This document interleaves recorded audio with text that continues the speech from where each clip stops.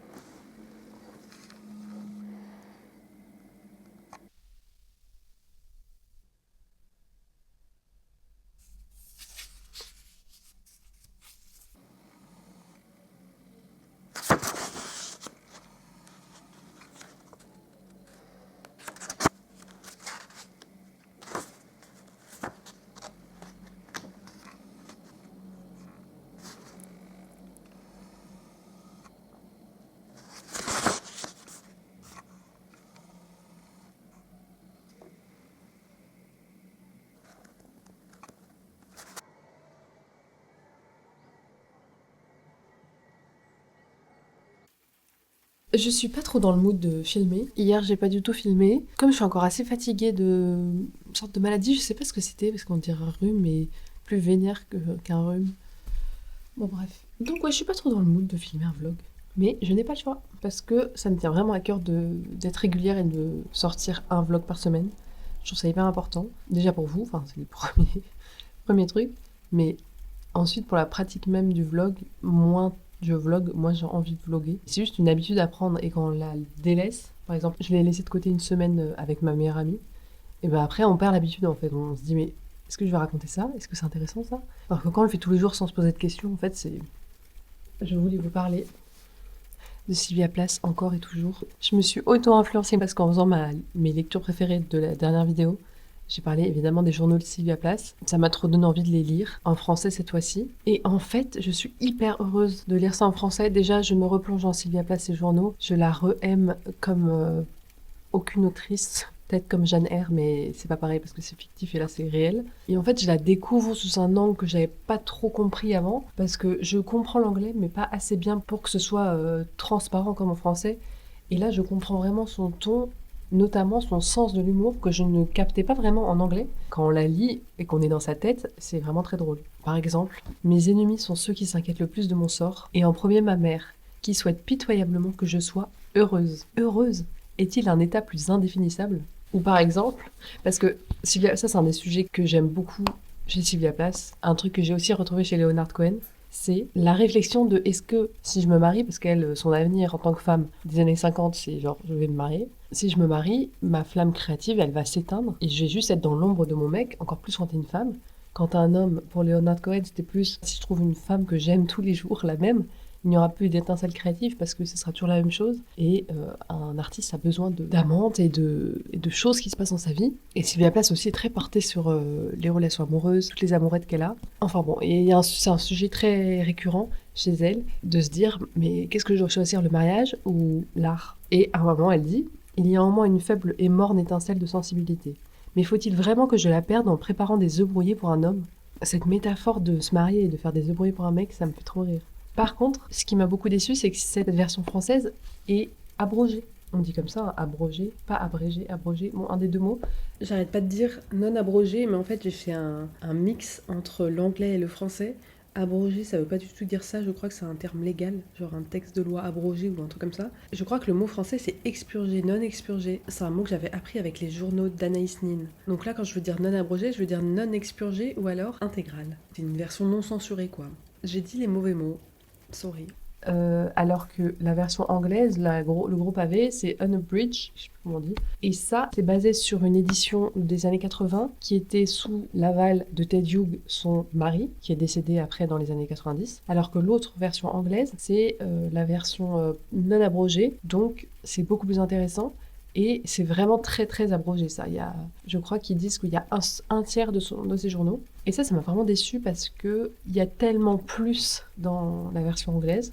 Et c'est un peu frustrant, mais c'est quand même plus digeste. Parce que là, ça fait déjà quasi 500 pages. Donc déjà, si tu as fait 500 pages d'un journal, c'est pas mal. Et donc moi, dans ma zinzinerie, hier soir, j'ai commencé à faire ça. J'ai commencé à comparer. Et donc, je mets des points à chaque fois que le texte est squeezé. Et notamment, là par exemple, j'ai mis un point et j'ai mis page 17 à 19. C'est-à-dire que là, il manque des passages que je vais retrouver dans la version anglaise de page 17 à 19. C'est des petites choses que je fais pour moi-même si je veux lire vraiment un jour dans le bon sens et en entier et apprécier tout. Mais bon, c'est de la zinzinerie, je ferai clairement pas ça sur tout le livre. Et donc j'ai déjà bien avancé, déjà bien surligné plein de trucs parce que je l'aime trop. Et voilà quoi. Et ça m'inspire beaucoup du coup pour ma BD parce que c'est une énorme inspiration dans ma BD, dans les personnages de ma BD et dans les dynamiques et les sujets abordés. Ça me fait trop du bien de la relire et de me replonger dans ces inspirations-là. Ça me réaligne avec ce que j'avais envie de raconter moi dans mon histoire.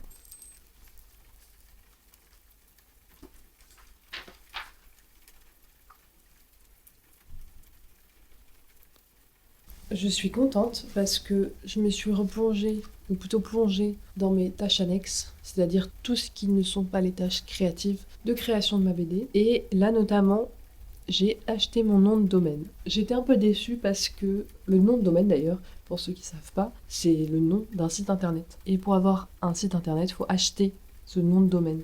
Donc je voulais évidemment avoir chloéré.com, mais c'est déjà pris par une anglophone. Et d'ailleurs son site est très joli, donc j'ai tout simplement choisi sobrement chloéré.fr, ce qui est logique. C'est une bonne chose de fait. Je vais sûrement héberger ma boutique en ligne sur Shopify, parce que j'ai déjà eu une boutique en ligne que j'avais faite sur Shopify il y a des années.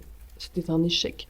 Enfin un échec, c'est juste que c'est un peu un projet avorté plutôt. Mais du coup c'est cool parce qu'en fait ce projet qui n'a jamais fonctionné vraiment m'a appris un peu déjà toutes les bases que je dois savoir pour une boutique en ligne, notamment Shopify, nom de domaine, contrat SSL, je sais pas quoi de sécurité. Tadam! La tâche est terminée.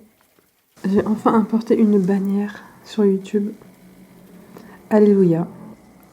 Et sur le tel, ça rend comme ça. Très mignon. C'est juste des petites photos.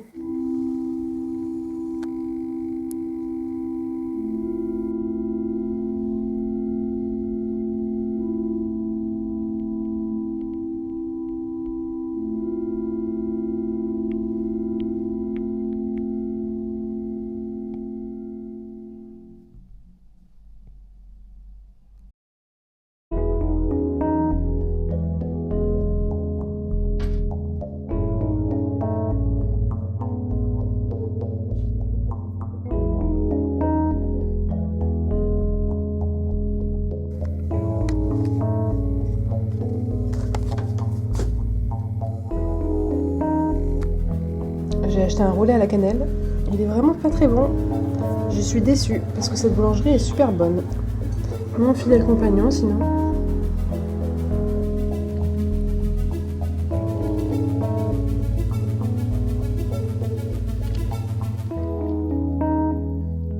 J'essaie de me faire une petite place sur mon lit entre tous mes instruments. J'ai fait un peu de musique. Je fais ma musique principalement avec mon clavier MIDI et mon ordi sur GarageBand. D'ailleurs, je suis assez fière de faire les musiques de mes vlogs. C'est hyper satisfaisant de pas dépendre d'un abonnement de banque de son où j'ai aucun problème de monétisation ou de je sais pas quoi parce que c'est à moi, ça n'existe pas. Autre que dans mon ordinateur, quoi. C'est assez cool. Mais je tourne assez vite en rond et je suis assez vite lassée des musiques que j'utilise. Donc souvent je ressens le besoin d'en faire une nouvelle. Donc là j'en ai fait une nouvelle. Et ce qui est aussi cool c'est que déjà c'est un hobby que j'adore, faire de la musique. Je me prends pas du tout la tête pour la musique de mes vlogs. Je fais vraiment des trucs hyper instinctifs. Et comme c'est de la musique d'habillage, je me prends pas la tête sur c'est pas grave si c'est pas bien, si c'est pas... Je m'en fiche un peu quoi. Donc c'est très agréable d'avoir un hobby comme ça, que tu kiffes, qui te sert et qui en plus te prend pas la tête. C'est très agréable. Enfin bon, au début je voulais vous parler d'un truc, j'arrête pas de vous en parler dans les vlogs que je veux vous en parler, les livres que j'ai envie de lire. Et ça fait au moins 3 vlogs que je le dis, j'aimerais vous en parler, et je le fais jamais. Parce que il y a du coup peut-être 3 semaines, je suis allée dans une librairie et j'ai pris en photo tous les livres qui me donnaient envie. Et donc je vais vous en parler maintenant. Il y a plein d'entre vous qui ont les mêmes goûts que moi, donc peut-être que ça va vous donner des idées de lecture. Je regarde les photos sur mon téléphone. Le premier c'est Trash de Dorothy Allison. J'ai déjà recherché les livres pour avoir les infos, mais peut-être que je vais me tromper, donc désolée par avance. Donc Dorothy Allison, alors ça c'est, je crois, un recueil de nouvelles. C'est de la littérature américaine. Ça a été écrit dans les années 80 et ça a été rassemblé dans ce recueil par l'autrice. J'avais lu que c'était la littérature lesbienne et white trash. Et white trash étant une catégorie sociale blanche prolétaire aux États-Unis. J'en sais pas plus, mais ça me donne très envie. Ensuite, il y a Une partie rouge de Maggie Nelson. Pareil, américain. Et ça, ah oui, ça c'est un truc, j'ai cherché et je n'ai pas compris si c'était autobiographique, autofiction, complètement fictif, je ne sais pas. Mais ça raconte l'histoire de Maggie Nelson, l'autrice. Il y a une femme assassinée dans sa famille, je crois sa tante, dans les années 60. Et le meurtre n'a jamais été résolu. Il y a un nouveau suspect et donc la famille est rappelée pour un nouveau procès, je crois. Et en fait, c'est un récit comme ça, des mémoires familiales, des relations entre les femmes de la famille, aussi une enquête policière, mais je ne sais pas du tout si c'est réel, si c'est quel est le ton de l'histoire, je ne sais pas. Mais les thèmes me donnent très envie. Ensuite, il y a ce livre d'Olga Tokarczuk, je ne sais pas comment on dit son nom de famille, Tokarczuk. Sur la couve, il y a même écrit prix Nobel de littérature, donc cette femme est prix Nobel de littérature. Je ne la connaissais pas avant de voir ce livre, et je crois que Lorraine Louise, une des youtubeuses que j'adore, qui parle de beaucoup de livres qu'elle lit et ses choix de lecture sont toujours hyper, je trouve qu'ils sont hyper pointus et hyper modernes. J'adore ses goûts, J'ai déjà pris inspiration sur elle pour choisir des lectures, notamment Cursed Bread, qui était une des lectures préférées de 2025. Donc j'aime bien ses goûts, je sais qu'on a les mêmes. Donc. Et je crois que dans ces tops 2025, il y avait le premier, c'était un livre de cette polonaise. Je crois que j'ai jamais lu du polonais. Et là, c'est l'histoire. Donc en Pologne, dans les années 10, je crois, 1910, il y a une fille de 15 ans qui a une apparition, qui voit un fantôme. Et donc il y a plein d'occultistes et de voyants, ou je sais plus les termes. Il y a des, des docteurs des sciences occultes qui se précipitent à son chevet pour voir ce qui se passe. Donc peut-être je me garderai sous le coude pour l'automne prochain. Mais celui que Lauren Louise a classé en premier de ses lectures 2025, j'ai trop envie de le lire. Je me souviens plus de son nom. Ensuite, on a ça. Encore un récit avec des fantômes. Ouais, vraiment, j'ai un problème avec les femmes blanches hantées par des fantômes. Donc ça, c'est Christine Poloska. Encore une fois, j'ai sûrement écorché son nom. Écarlate. Et je crois que c'est un récit très court. Je crois que ça date des années 70 et c'est une fille qui raconte à sa mère qu'elle voit un fantôme dans sa chambre ou je sais, un truc du style.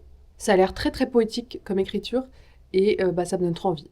Le nom Écarlate comme ça, souvent je suis très attirée par les couvertures, comme tout le monde quoi. Et en parlant de couverture attirante, celle-ci, La flétrissure de Amy Hennings, je trouve ce livre mais magnifique. Il faudrait que je voie qui a fait cette couverture. Donc là, c'est une littérature allemande. Encore une fois, je ne connais pas du tout. Et encore une fois, c'est un peu dark parce que ça raconte l'histoire, si je me souviens bien. Ça me fait travailler la mémoire, c'est pas mal. C'est une comédienne qui se retrouve toute seule à Cologne. Elle n'a pas d'argent, pas d'amis, elle a personne. Et elle retrouve un ancien ami qui va l'introduire à des cafés de la ville. Et donc, café, sous-entendu maison close, en gros. Et donc, ça raconte ça. Ça a l'air un peu triste, mais ça m'a attirée. Et dernière, et pas des moindres, parce qu'elle me donne très très envie, la trilogie de Copenhague de Tove Ditlevsen. Ça, alors là, ça me donne trop trop envie. Déjà, j'ai vu passer plein de fois ce livre. Je pense qu'ils ont fait une grosse com sur ce livre. Ce qui m'a surtout fait le déclic, c'est que je l'ai vu à la librairie à Bordeaux, Mola. Et il y avait vraiment un stand pour la pub de ce livre. Et il y avait écrit l'histoire d'une femme qui passe sa vie à vouloir devenir écrivaine. Ou un truc du style. Et ça, vraiment, tout ce que j'aime. Donc c'est autobiographique et c'est Tove Ditlevsen qui raconte sa vie à Copenhague. C'est une femme qui se réfugie dans l'écriture. Et Lauren Louise, encore une fois elle, l'a classée aussi dans ses top lectures 2025, donc j'ai encore plus envie de le lire. Voilà, c'est tout ce que je veux lire. En tout cas, tout ce qui a attiré l'œil en librairie récemment. Il y en a beaucoup d'autres que j'aimerais lire. Et sinon, moi je continue les journaux de Sylvia Plath, et c'est toujours un plaisir. Elle me réconforte beaucoup ces temps-ci, j'ai juste envie d'être plongée dans le livre. Et là, j'ai hâte que le printemps arrive, vraiment, j'en peux plus de l'hiver. Bon, j'en peux plus, c'est un grand mot, parce que c'est pas vrai que j'en peux plus, mais j'ai très hâte que le printemps arrive. Là, vraiment, c'est... D'habitude, je supporte très bien l'hiver, et là, cette année, pas trop. Juste, j'en ai marre, j'ai envie... En fait, j'en ai marre d'avoir froid et de pas avoir de feuilles sur les arbres, quoi. C'est surtout ça. Et de pas entendre les oiseaux et de pas voir le soleil. Et puis, j'aurais bien aimé faire avec vous un petit bilan de ce mois-ci et de préparer le mois prochain, mais en fait, je n'ai pas le temps. Donc, ce sera pour le vlog prochain. Si je le fais, peut-être pas. J'espère que vous allez bien.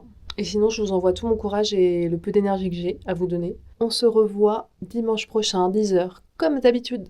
Je n'ai rien de plus à vous dire. Voilà. Bye bye.